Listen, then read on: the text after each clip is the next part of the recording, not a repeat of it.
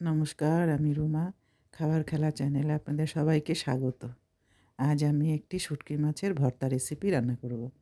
শুঁটকি মাছগুলো ভালো করে ধুয়ে টুয়ে তেলে ভেজে নেব। খুব একটা শক্ত করে কিন্তু ভাজবো না। এবার একটা বাটিতে নামিয়ে নিলাম, আর যে তেল ছিল তাতে পেঁয়াজ কুচি করে দিয়ে দিলাম। পেঁয়াজটা একটু ভাজা ভাজা হয়ে গেলে ওর মধ্যে একটা টমেটো কুচি করে দিয়ে দিব, আর দেব একটু হলুদ আর লঙ্কা একসাথে জল দিয়ে গুলে দিয়ে ঢেলে দেব।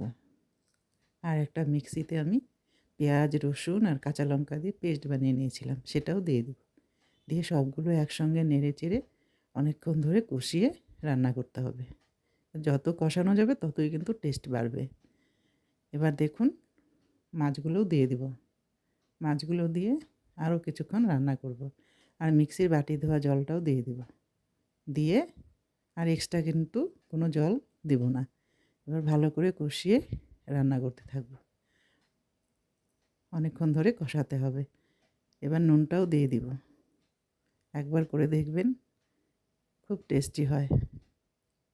এবার কষিয়ে রান্না করে নিব অনেকক্ষণ। দেখুন, কষানো কিন্তু হয়ে গেছে। যখন তেল ছেড়ে ছেড়ে যাবে তখন কিন্তু এটা রান্নাটা হয়ে যাবে।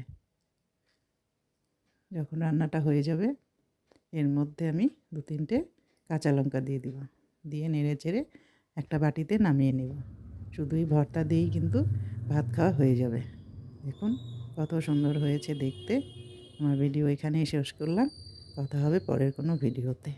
ভালো থাকবেন, সুস্থ থাকবেন।